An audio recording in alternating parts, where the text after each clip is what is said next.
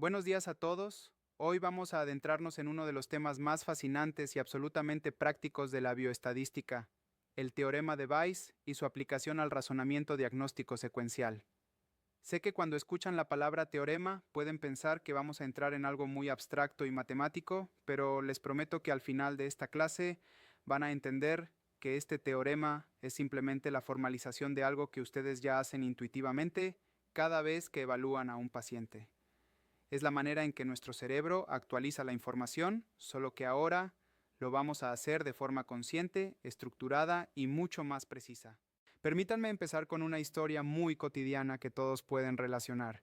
Imaginen que están en casa un sábado por la noche y escuchan un ruido fuerte afuera. Su cerebro inmediatamente empieza a generar hipótesis sobre qué pudo haber sido ese ruido. Quizás fue un perro que tumbó un tacho de basura, quizás fue un carro que chocó, o tal vez simplemente fue un vecino que dejó caer algo pesado. Ahora bien, ¿cómo deciden ustedes cuál de esas hipótesis es la correcta? No salen corriendo inmediatamente pensando que fue un accidente de tránsito. Primero consideran cuán común es cada una de esas explicaciones en su barrio. Si viven en una zona donde hay muchos perros callejeros, esa explicación tiene una probabilidad inicial más alta. Luego, empiezan a recopilar más información. Salen a la ventana y miran. Si ven un tacho de basura volcado y basura regada por el suelo, esa nueva evidencia aumenta dramáticamente la probabilidad de que haya sido un perro. Si en cambio ven luces de frenos encendidas y dos carros detenidos en medio de la calle, la probabilidad del accidente se dispara. Ese proceso mental de comenzar con una sospecha inicial basada en qué tan común es algo, y luego ir ajustando esa sospecha con cada nueva pieza de información que obtenemos, es exactamente el razonamiento bayesiano. Y eso es exactamente lo que ustedes hacen cada vez que atienden una emergencia. Ahora traslademos esto al contexto médico. Ustedes reciben una llamada del despachador del EQ 911. Les dicen que hay un hombre de 55 años con dolor en el pecho. En ese mismo instante, incluso antes de llegar a la escena, su cerebro ya está haciendo cálculos probabilísticos. Están pensando en síndrome coronario agudo, están pensando en embolia pulmonar, quizás en disección aórtica, o también en causas menos graves como reflujo gastroesofágico o dolor musculoesquelético. Pero fíjense en algo importante. No todas esas posibilidades tienen la misma probabilidad inicial. Ustedes saben, por su conocimiento de la epidemiología, que en Ecuador el síndrome coronario agudo es relativamente común en hombres de esa edad, especialmente si consideramos los altos índices de hipertensión, diabetes y tabaquismo en nuestra población. Entonces, mentalmente, ustedes ya le están asignando una probabilidad inicial relativamente alta a esa posibilidad. Eso es lo que llamamos la probabilidad a priori o probabilidad preprueba. Ahora bien, supongamos que ustedes llegan a la escena y empiezan a hablar con el paciente. Les dice que el dolor comenzó hace media hora, que es un dolor opresivo, que se irradia hacia el brazo izquierdo y la mandíbula, y que vino acompañado de sudoración fría. Cada una de esas características es nueva evidencia, y cada pieza de evidencia modifica la probabilidad que ustedes tenían inicialmente. Un dolor opresivo que irradia al brazo izquierdo es mucho más consistente con un problema cardíaco que con un simple reflujo. Entonces, con esa información, la probabilidad de síndrome coronario agudo en su mente sube. Digamos que empezaron pensando que había tal vez un 40% de probabilidad basándose solo en la edad y el sexo del paciente. Ahora, con esos síntomas típicos, esa probabilidad sube a quizás 60 o 70%. Eso es actualizar la probabilidad. Y luego hacen un electrocardiograma. Si ven elevación del segmento ST, esa probabilidad se dispara a 95% o más. Si el electrocardiograma sale completamente normal, la probabilidad baja. Este proceso de ir refinando su juicio con cada nueva pieza de información es el razonamiento bayesiano secuencial. Lo que hace el teorema de Bayes es darles una estructura matemática para hacer este proceso de manera formal y cuantificada, en lugar de dejarlo todo a la intuición. Y esto es crítico porque nuestra intuición, aunque útil, está llena de sesgos. Uno de los sesgos más peligrosos es lo que llamamos la falacia de la tasa base. Les voy a dar un ejemplo concreto. Imaginen que existe una prueba para detectar una enfermedad muy rara. digamos una enfermedad que afecta solo al 0.1% de la población, y supongamos que esta prueba es bastante buena, tiene 99% de sensibilidad y 99% de especificidad. Ustedes le hacen la prueba a un paciente y sale positiva. ¿Cuál es su primer pensamiento? Muchos dirían que el paciente probablemente tiene la enfermedad porque la prueba es muy precisa. Pero aquí viene la sorpresa. Incluso con una prueba del 99% de precisión, si la enfermedad es tan rara, la probabilidad de que ese resultado positivo sea un falso positivo es muchísimo más alta de lo que ustedes piensan. De hecho, con esos números, incluso con un resultado positivo, la probabilidad de que el paciente realmente tenga la enfermedad es solo alrededor del 9%. ¿Ven lo contraintuitivo que es? Eso sucede porque hay tantas personas sanas en la población que incluso ese 1% de falsos positivos genera muchos más resultados positivos erróneos que los verdaderos positivos de la enfermedad rara.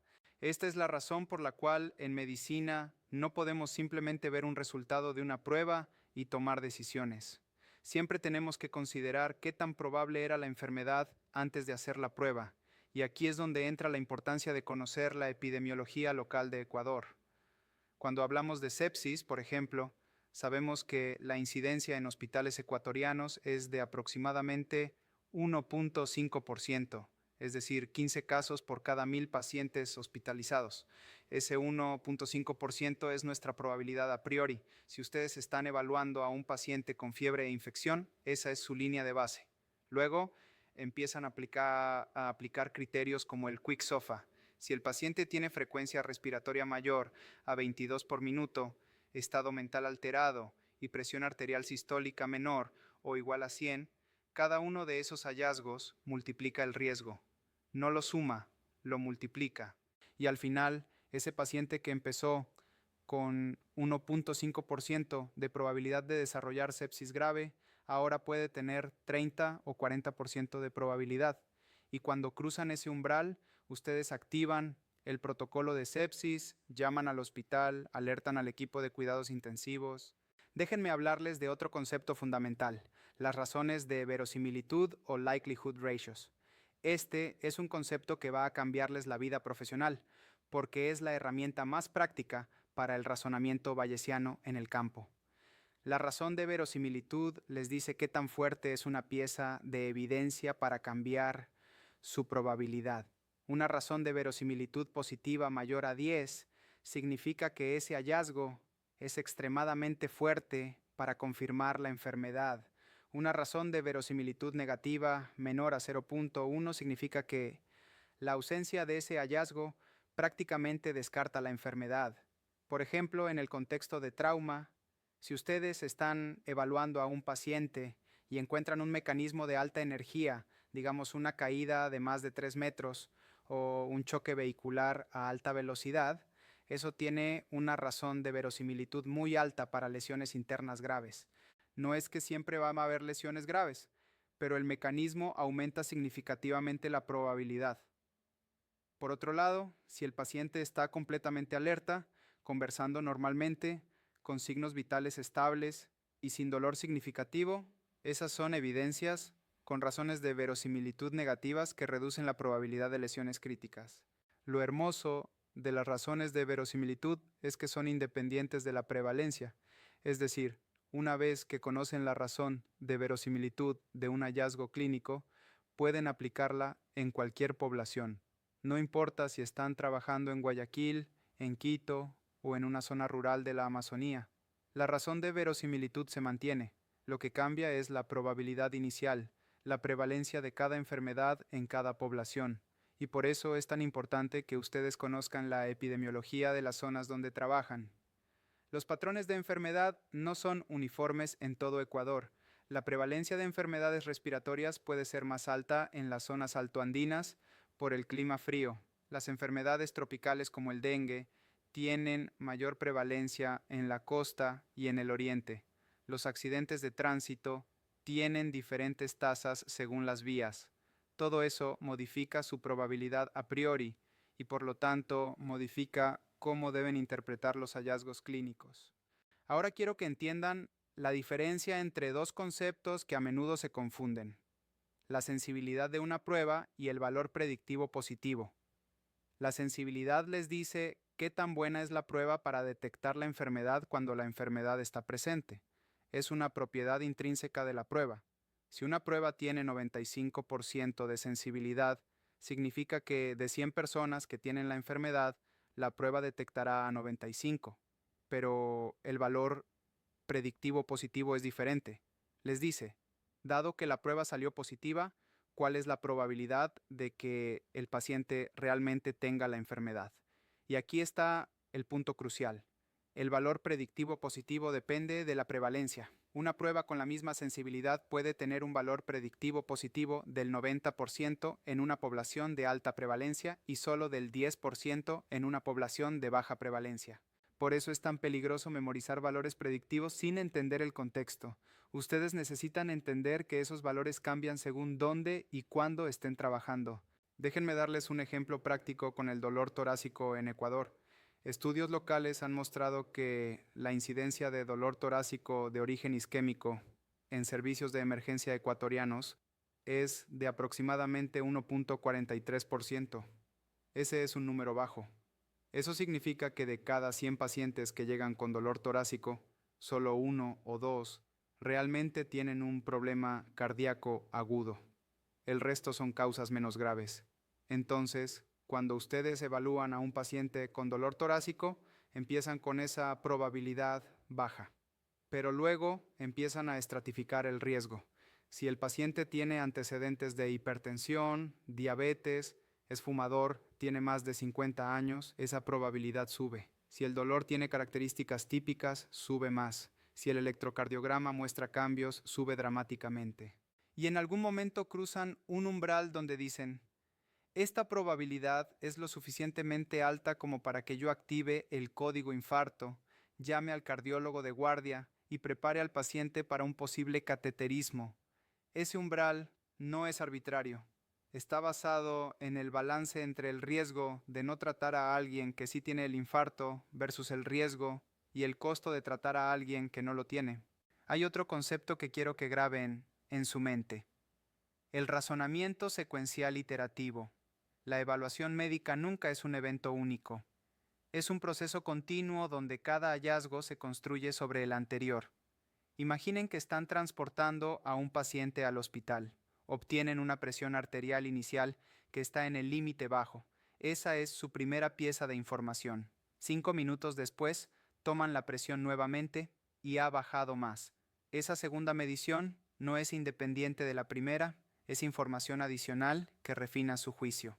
Si la presión sigue bajando, la probabilidad de shock aumenta con cada medición. Este es el proceso iterativo. La probabilidad posterior de una evaluación se convierte en la probabilidad a priori de la siguiente evaluación, y así van construyendo un cuadro cada vez más claro del estado del paciente. Permítanme contarles sobre un error que veo constantemente en la práctica y que el razonamiento bayesiano ayuda a evitar: la fijación prematura. Esto ocurre cuando un profesional llega a un diagnóstico temprano en la evaluación y luego interpreta toda la nueva información de manera que confirme ese diagnóstico inicial, ignorando evidencia contradictoria. Por ejemplo, llegan a la escena de un accidente de tránsito, ven a un paciente confuso y asumen que es por un traumatismo cráneoencefálico.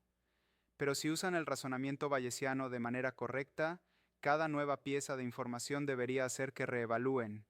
Si el paciente no tiene signos externos de trauma en la cabeza, si las pupilas están normales, si no hay signos de focalización neurológica, todas esas son evidencias negativas que deberían hacerlos reconsiderar.